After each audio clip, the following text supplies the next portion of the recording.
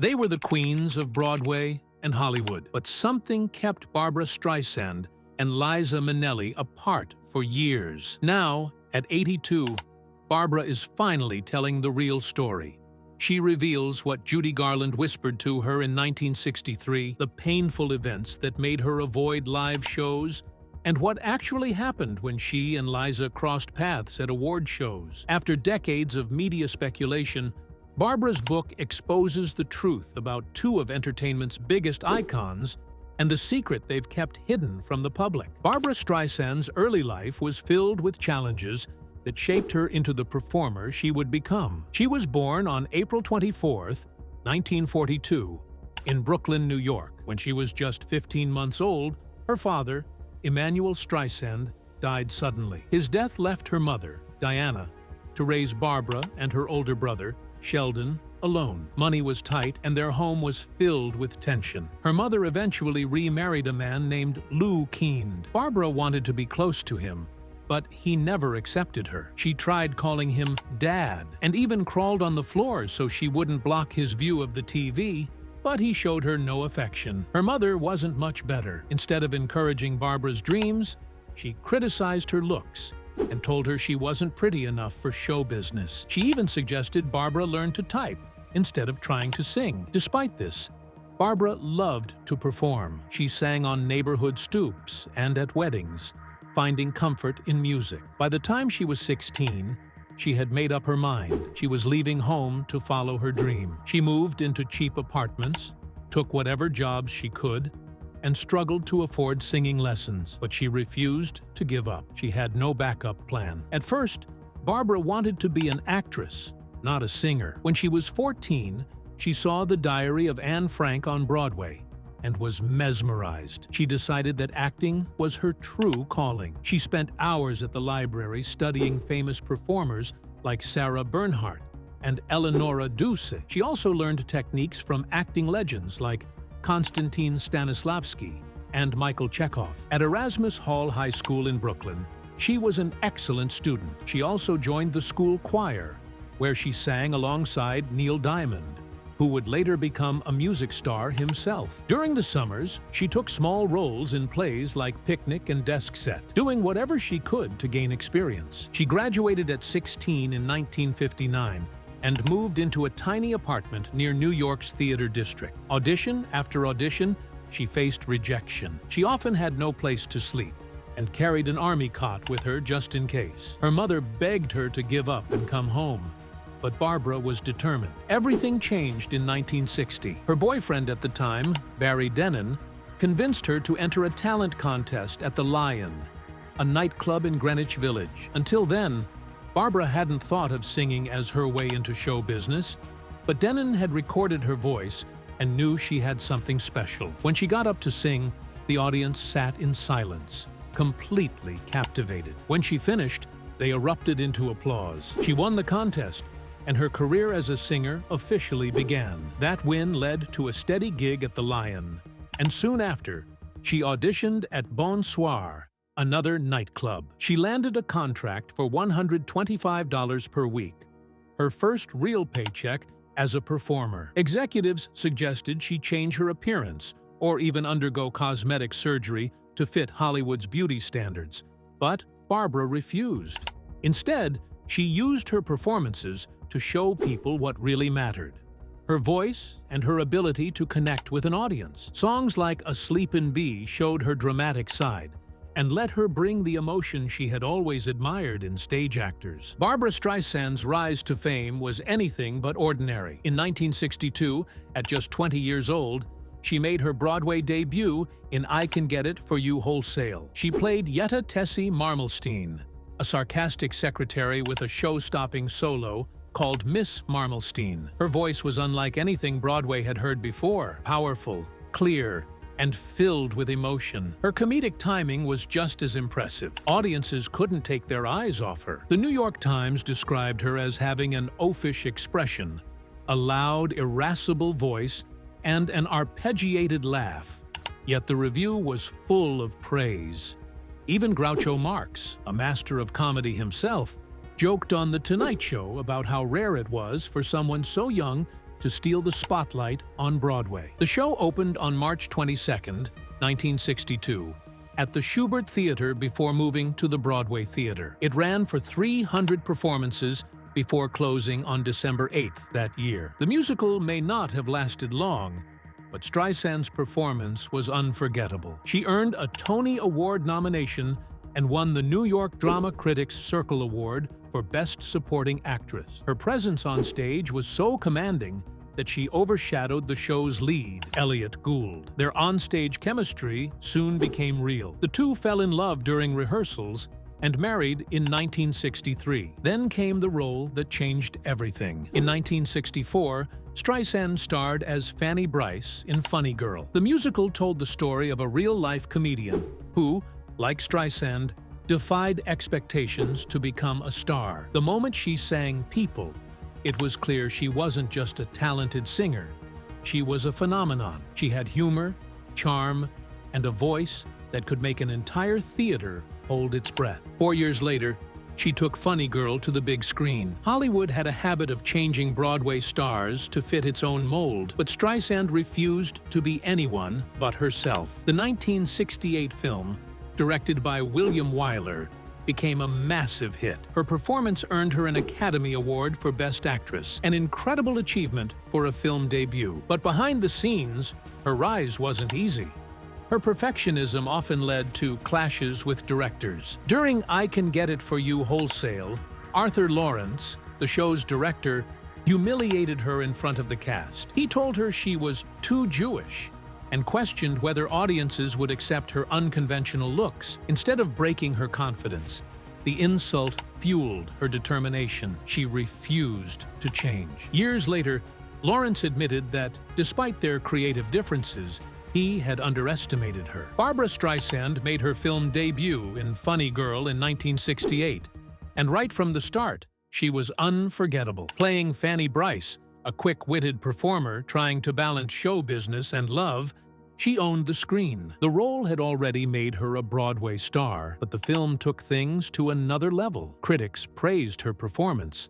Audiences couldn't take their eyes off her, and at just 26 years old, she won the Academy Award for Best Actress. Few people in history have won an Oscar for their very first film, but Streisand wasn't just anyone. Filming Funny Girl had its own share of unforgettable moments. Director William Wyler used a helicopter to capture her singing on a ferry in New York. The scene became one of the most iconic shots in Hollywood history. Her performance was filled with energy, humor, and emotion. And then there was Don't Rain on My Parade. The song became a signature piece of her career. But even before the cameras started rolling, Streisand made an impression. She showed up on the first day wearing mismatched shoes and chewing gum. It wasn't an accident. She wanted to prove she could step into character in any situation. Then came the controversy.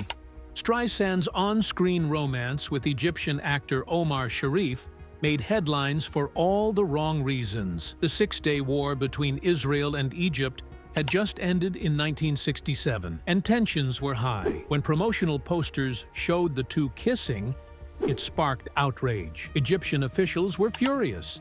Some even wanted to revoke Sharif's citizenship. Streisand, a vocal supporter of Israel, faced criticism as well. The controversy didn't stop the film's success. Funny Girl became a major hit and cemented her place in Hollywood. Streisand didn't slow down.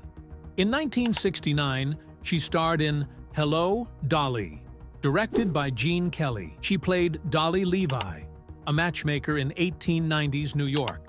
The film won 3 Academy Awards, but struggled to recover its massive $25 million budget. It earned $26 million at the box office, barely breaking even. In 1972, she switched to comedy with What's Up, Doc?, a fast-paced screwball film with Ryan O'Neal. It became one of the highest-grossing movies of the year, but it was The Way We Were in 1973 that became one of her most celebrated films. Starring opposite Robert Redford, she played Katie Morosky, a passionate woman caught between love and political beliefs. The film was a huge hit. Its title song, sung by Streisand, won an Academy Award for Best Original Song. Then came another milestone. In 1976, Streisand starred in A Star Is Born and made history. She co-wrote Evergreen, love theme from A Star Is Born, with Paul Williams. The song won the Academy Award for Best Original Song, making her the first woman to win in that category. It also won a Grammy for Song of the Year in 1978. Streisand wasn't just an actress.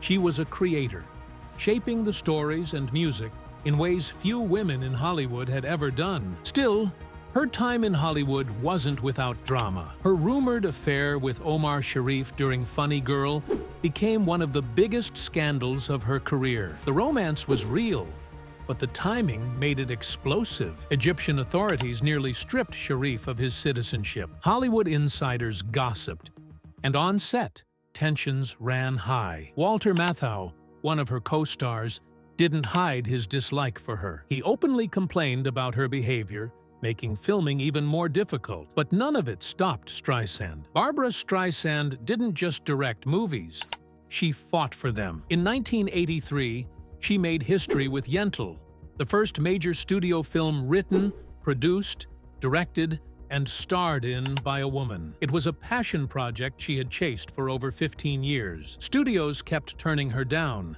They said the story was too ethnic. They didn't believe a woman, especially one with no directing experience, could handle a film this big. But Streisand refused to give up. The story, based on Yentl the Yeshiva Boy, by Isaac Bashevis Singer, followed a Jewish woman in 1904 Poland who disguised herself as a man to study Talmudic law. It was a bold story about fighting for what you want, something Streisand knew all too well. She spent years preparing, studying Judaism, consulting rabbis, and scouting locations in Prague with a Super 8 camera. By April 1982, filming finally began. When Yentl was released, it proved every doubter wrong. It won the Academy Award for Best Adaptation Score. It won the Golden Globe for Best Motion Picture, musical, or comedy. And it made Streisand the first woman to win the Golden Globe for Best Director. The film earned $68.7 million worldwide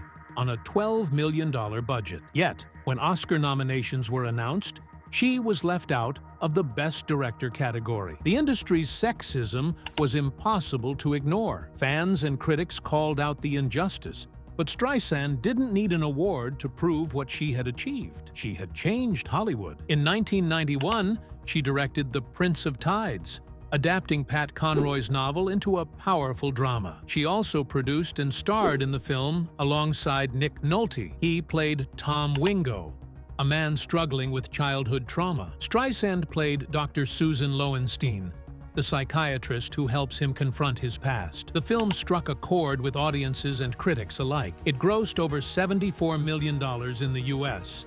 on a $30 million budget. It earned 7 Academy Award nominations, including Best Picture and Best Actor for Nolte. Once again, Streisand was ignored for Best Director. The snub sparked the same debates as before. Could a male director have made the same film and been nominated? Streisand believed the answer was obvious. She spoke out about sexism in Hollywood, but she didn't let it stop her. The Prince of Tides was a massive success and remains one of her most celebrated works. In 1996, she directed The Mirror Has Two Faces, a romantic drama that blended humor with self-discovery. She played Rose Morgan, a Columbia University professor who agrees to a marriage built on friendship rather than romance. Jeff Bridges played Gregory Larkin, a mathematics professor who wants companionship without physical intimacy. Streisand worked closely with screenwriter Richard LaGravenese to shape the story. The film had an impressive cast,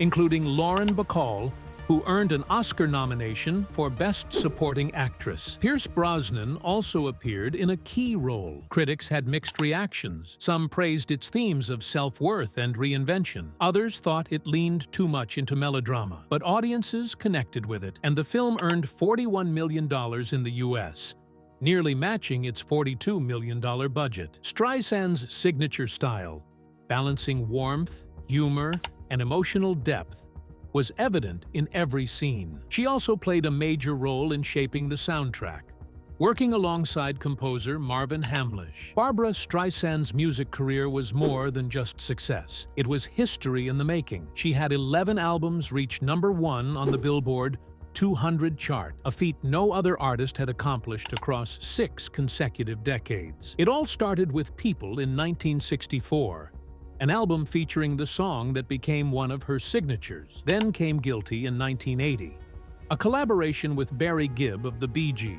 The album was a worldwide hit, and Woman in Love topped charts across multiple countries. She never faded from the spotlight. In 2014, her album Partners debuted at #1. It featured duets with legends like Stevie Wonder and Andrea Bocelli, proving that even after 50 years in the industry, her voice could still dominate the charts. She also holds the record for the most top 10 albums by a female artist, spanning an incredible 52 years. With 52 gold and 31 platinum albums, she surpassed every female recording artist in certifications, second only to Elvis Presley. Her total album sales stand between 150 and 200 million worldwide, making her one of the best-selling artists in history. Streisand never limited herself to one style.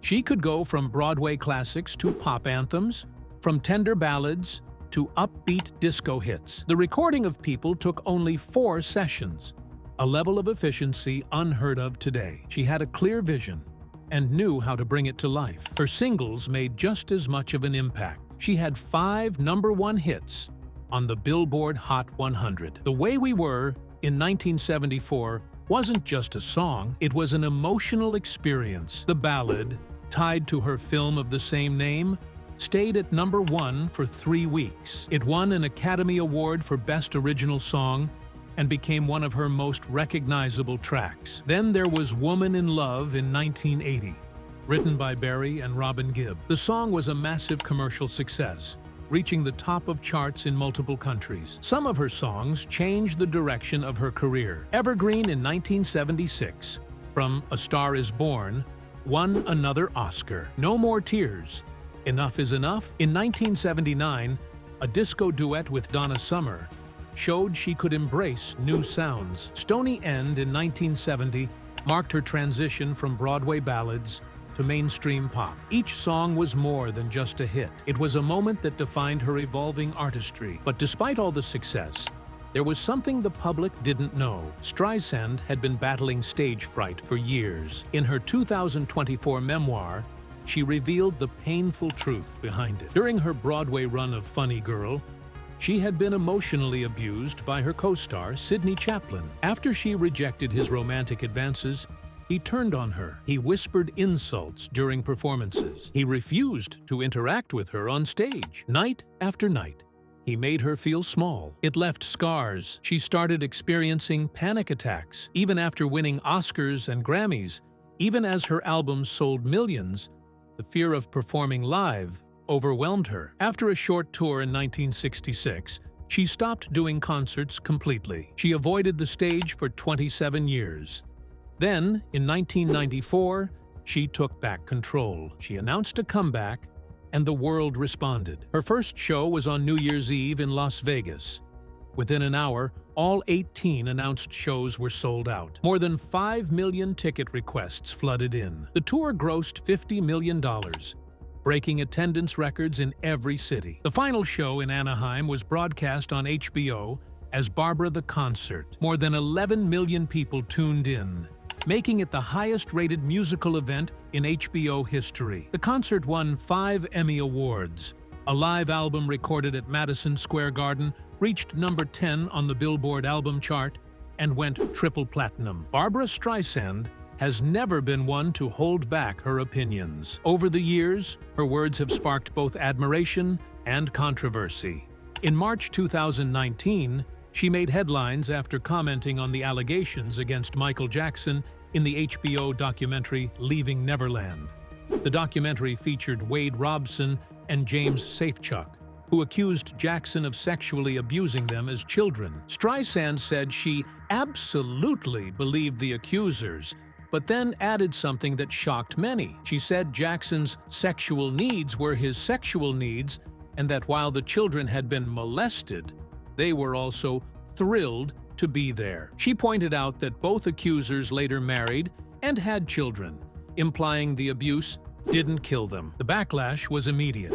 Dan Reed, the director of Leaving Neverland, tweeted in disbelief, "Did you really say that?" Critics accused Streisand of minimizing child abuse. She also blamed the parents of the accusers, saying they were seduced by fame and fantasy when they allowed their children to spend time with Jackson. Under intense pressure, she apologized, first on Instagram and then in a formal statement. She said she deeply regretted her remarks and expressed sympathy for the accusers. But the damage had already been done. The controversy reignited debates about Jackson's legacy and showed how even a single comment from a public figure could cause outrage. A few years later, another offhand remark put her in the spotlight again.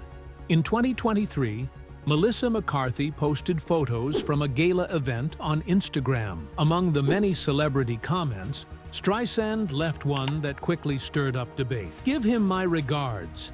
Did you take Ozempic?" Ozempic, a diabetes medication, had become widely used for weight loss in Hollywood. People immediately questioned what she meant. Some thought she was implying something about McCarthy's appearance or health. The comment was deleted, but not before it spread across social media. McCarthy has talked openly about her struggles with weight, but has never mentioned using Ozempic. Streisand's remark reignited conversations about body image and the pressures women in Hollywood face. It was likely just curiosity, but it touched on a sensitive subject. Many fans defended Streisand, saying she probably meant no harm. Others argued that public figures should be more mindful of their words. The incident showed how quickly a simple comment could turn into a public controversy. Throughout her career, Streisand has spoken out about beauty standards. Early on, critics often focused on her looks, especially her nose. Even her mother doubted she could succeed, telling her she wasn't pretty enough. Hollywood insiders suggested she get plastic surgery to fit traditional beauty standards. Streisand refused. She famously said, "My nose was part of my heritage," and never changed her appearance. At a time when actresses were expected to look a certain way, her decision was groundbreaking. She proved that talent mattered more than conventional beauty. Her personal life has been just as fascinating. In 1961, she met Elliott Gould during auditions for I Can Get It For You Wholesale. She was 19, bold, and ambitious. She gave Gould her phone number after her audition, and they soon started dating. They married in 1963 and had a son, Jason Gould, in 1966. In the beginning, their marriage was happy. Gould later said those were some of his best years, but as Streisand's fame grew, their relationship changed. By the late 1960s, she was one of the biggest stars in the world, while Gould struggled with being known as Mr. Streisand. Rumors of affairs added to their problems. In 1968, while filming Funny Girl, Streisand was linked to Omar Sharif. Their chemistry on screen was undeniable, and reports claimed they had a romance off-screen as well. Around the same time, she was also rumored to have been involved with Sidney Chaplin, her co-star in the Funny Girl Broadway tour. The media attention put even more strain on her marriage.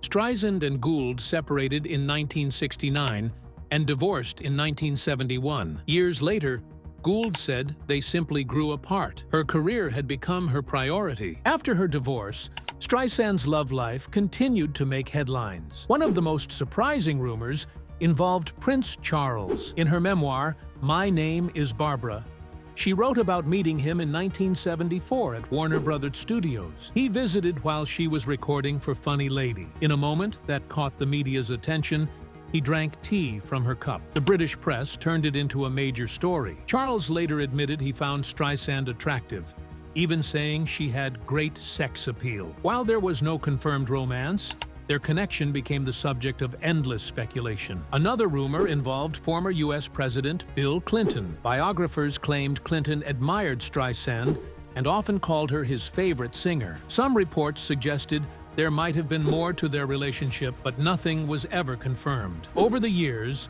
Streisand dated several famous men, including actor Don Johnson and producer John Peters. Many of her relationships were short-lived, often complicated by media attention. Everything changed in 1996 when she met James Brolin. Their love story was different from her past relationships. They met at a dinner party not long after Streisand had directed The Mirror Has Two Faces. Brolin didn't hesitate.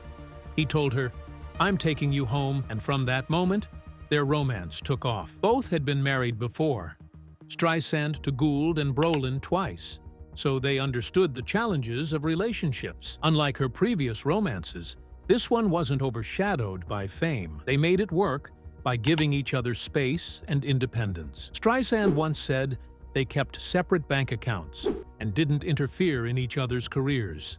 Humor played a big role in their relationship. Brolin often found notes from Streisand waiting for him when he came home, and she always made sure to leave small surprises for him. Barbra Streisand's memoir, My Name is Barbra, reveals a surprising part of her teenage years. Before she became a star, she went through a brief phase of shoplifting, but it wasn't random stealing. She came up with a system. She would find discarded store receipts, match them with items in the store, and return them for cash. Then she used the money to buy things she actually wanted. Over time, she got bolder. Once, while trying on shorts in a fitting room, she realized she could just wear them under her skirt and walk out. Another time, she slipped a pair of socks into her bag without paying. But it all ended when another shopper saw her. "I saw you put those socks in your bag." The embarrassment hit her instantly. She abandoned the stolen items and left the store, humiliated. Looking back, she admitted she liked testing limits, but the shame of getting caught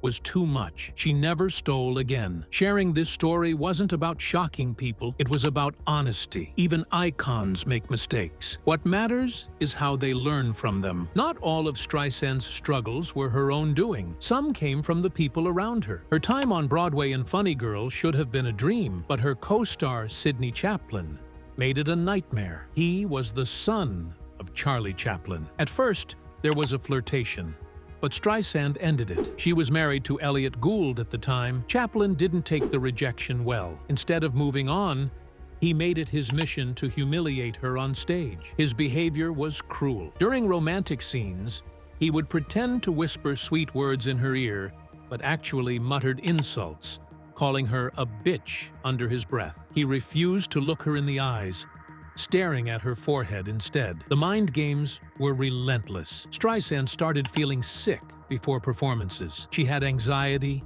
nausea, and panic attacks. At times, she thought about quitting, but she pushed through. The situation got so bad that producers finally stepped in. They begged Chaplin to leave the show. Streisand later discovered that a powerful group of men in Hollywood had been spreading lies about her, including Walter Matthau, her co-star in Hello, Dolly. He had been told she mistreated Chaplin.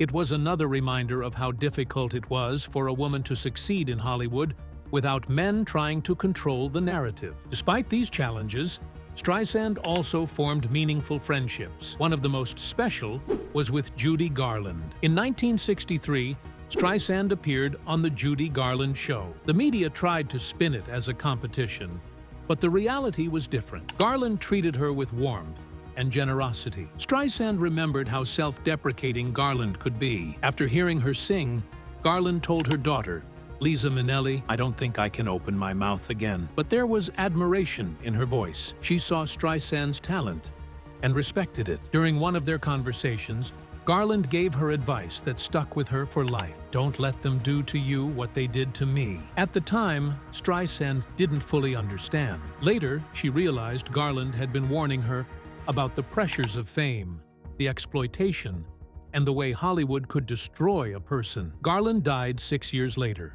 but her words stayed with Streisand forever. The press didn't stop at comparing Streisand to Garland. They also pushed the idea of a rivalry between her and Liza Minnelli. But there was no feud. Streisand and Minnelli respected each other. They attended events together, wore outfits by their mutual friend Donna Karan, and shared moments of mutual admiration. Minnelli even played a key role in helping Streisand return to the stage. Streisand had avoided live performances for 27 years because of stage fright. But when she saw Minnelli perform in an intimate setting, something changed. Watching Minnelli's confidence gave her the push she needed. She finally overcame her fear. Streisand's memoir highlights how Hollywood loved to create rivalries between women. Even light-hearted moments were twisted into stories of conflict. When she and Garland performed a playful duet, the media painted it as a competition. But in reality, these women weren't fighting for attention. They were supporting each other.